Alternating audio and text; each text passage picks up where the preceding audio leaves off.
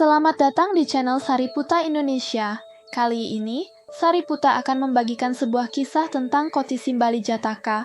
Kisah ini mengandung pesan mendalam yang bisa kita pelajari bersama. Yuk, kita simak ceritanya. Kuangkat Raja Naga, dan seterusnya. Sang guru menceritakan kisah ini ketika berdiam di Jetawana tentang kecaman terhadap nafsu atau noda batin. Dahulu kala, ketika Raja Brahmadatta memerintah di Benares, hiduplah seorang dewa pohon di sebuah pohon Koti Simbali yang menjulang tinggi di tengah hutan.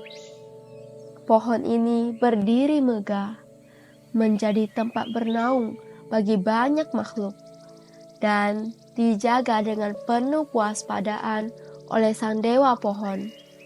Ia tahu bahwa bahaya bisa datang kapan saja, bahkan dari hal-hal yang tampaknya sepele. Suatu hari, seekor raja burung Garuda yang memiliki sayap sebesar 150 yojana melintasi langit dengan kecepatan luar biasa. Dengan cakar kuatnya, ia mencengkram seekor raja naga yang panjangnya mencapai 6.000 biama. Burung Garuda ingin mengambil sesuatu yang tersimpan dalam mulut sang naga, dan untuk memaksanya memuntahkan benda itu, ia terbang menuju pohon Koti Simbali yang kokoh. Raja Naga yang tahu bahwa nyawanya dalam bahaya mencari cara untuk melarikan diri. Saat melewati sebuah pohon beringin besar, ia segera melilitkan tubuhnya erat-erat pada batangnya, berharap bisa bertahan. Namun, burung Garuda terlalu kuat. Dengan sekali tarikan, ia mencabut pohon beringin itu hingga ke akarnya dan membawa naga serta pohon tersebut ke atas pohon Koti Simbali. Di puncak pohon yang tinggi, burung Garuda mengoyak perut sang naga dan memakan lemaknya dengan rakus. Setelah puas, ia menjatuhkan sisa tubuh naga itu ke laut, meninggalkan pemandangan yang mengerikan. Dari antara reruntuhan akar dan cabang yang berjatuhan, seekor burung kecil yang sebelumnya bertengger di pohon beringin kini terbang dan hinggap di dahan pohon Koti Simbali. Melihat burung kecil itu, sang dewa pohon tiba-tiba merasa ketakutan. Pohon yang begitu kuat tadi bahkan tidak bergeming saat burung Garuda dan naga bertarung di atasnya. Namun, kini ia gemetar hanya karena seekor burung kecil yang hinggap di salah satu cabangnya. Burung Garuda memperhatikan getaran itu dan bertanya dengan suara lantang, "Wahai dewa pohon, engkau tidak takut saat aku membawa Raja Naga yang begitu besar ke pohonmu? Namun, sekarang engkau gemetar hanya karena seekor burung kecil. Mengapa demikian?" Dewa pohon menghela nafas panjang dan menjawab dengan suara penuh kekhawatiran, "Wahai Raja Burung Garuda, aku tidak takut padamu atau naga besar itu. Aku tahu bahwa kalian datang dan pergi tanpa mengganggu keberadaanku.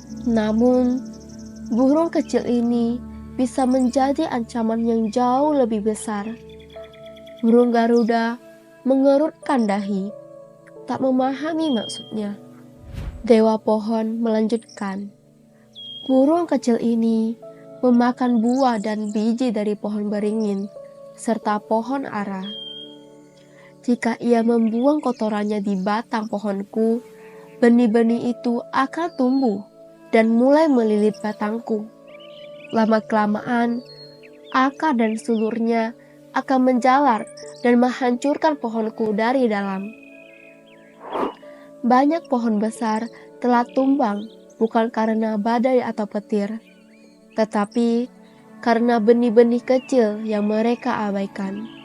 Aku gemetar bukan karena sesuatu yang besar, tetapi karena bahaya yang tampak kecil namun dapat menghancurkanku perlahan-lahan. Mendengar penjelasan itu, burung Garuda tersenyum dan mengangguk. Engkau benar, wahai dewa pohon. Adalah bijaksana untuk mewaspadai sesuatu sebelum ia menjadi ancaman yang nyata.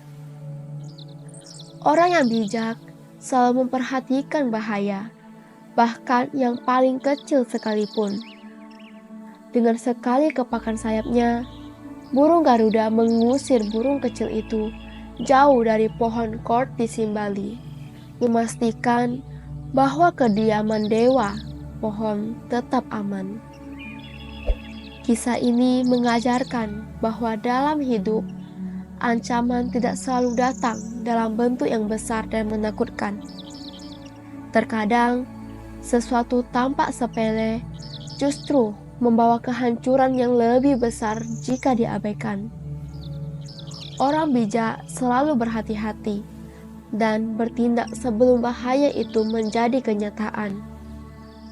Maka, jangan pernah meremehkan hal-hal kecil yang bisa tumbuh menjadi masalah besar di kemudian hari. Kisah Kortisimbali Jataka, solusi yang diberikan menunjukkan bahwa kewaspadaan terhadap ancaman kecil yang tampaknya sepele adalah kunci untuk mencegah bencana besar di masa depan. Dewa pohon memahami bahwa bukan Raja Garuda atau Raja Naga yang menjadi ancaman utama bagi kelangsungan hidupnya, melainkan burung kecil yang tampaknya tidak berbahaya. Burung itu bisa saja membuang kotorannya di batang pohon, dan benih pohon beringin atau ara yang tertanam dalam kotorannya dapat tumbuh, akhirnya menjalar dan merusak pohon Kortisimbali, tempat dewa pohon tinggal. Yang diambil dewa pohon adalah mengungkapkan ketakutannya kepada Raja Garuda, yang akhirnya mengusir burung kecil itu. Hal ini mengajarkan bahwa seringkali ancaman besar berasal dari sesuatu yang kecil dan tidak kentara. Dan jika dibiarkan, masalah kecil itu bisa berkembang menjadi sesuatu yang lebih besar dan tidak terkendali. Dalam kehidupan nyata, solusi ini dapat diterapkan dalam banyak aspek, seperti mengelola kebiasaan buruk sejak dini sebelum menjadi kebiasaan yang sulit diubah, menangani konflik kecil sebelum berkembang menjadi perpecahan besar, atau menjaga lingkungan dengan mencegah pencemaran sebelum menjadi masalah global.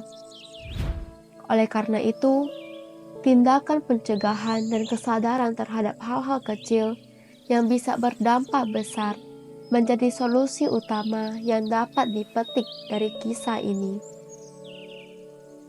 Pesan moral utama dari Kortisimbali Jataka adalah pentingnya kewaspadaan terhadap hal-hal yang tampaknya tidak berbahaya, namun memiliki potensi untuk merusak dalam jangka panjang. Dewa pohon yang awalnya tidak takut pada Raja Garuda dan Raja Naga justru merasa ketakutan terhadap burung kecil, karena ia memahami bahwa burung itu bisa membawa bibit pohon beringin yang akan tumbuh dan merusak tempat tinggalnya. Hal ini mengajarkan bahwa ancaman besar seringkali datang dalam bentuk yang tidak mencolok. Dalam kehidupan sehari-hari, banyak orang cenderung mengabaikan hal-hal kecil, seperti menunda pekerjaan, membiarkan kebiasaan buruk, atau mengabaikan tanda-tanda awal dari suatu masalah. Padahal, hal-hal kecil ini bisa berkembang menjadi masalah besar yang sulit dikendali di masa depan. Selain itu, kisah ini juga mengajarkan bahwa orang bijak adalah mereka yang mampu melihat dan mengantisipasi bahaya sebelum bahaya itu benar-benar terjadi. Mereka tidak hanya fokus pada ancaman yang tampak besar, tetapi juga waspada terhadap bahaya kecil yang berpotensi tumbuh menjadi ancaman besar. Sikap proaktif dalam menghadapi masalah dan tidak menyepelekan hal-hal kecil yang dapat berdampak besar adalah nilai moral yang dapat diterapkan dalam berbagai aspek kehidupan, baik dalam pekerjaan, hubungan sosial, maupun dalam menjaga keseimbangan alam.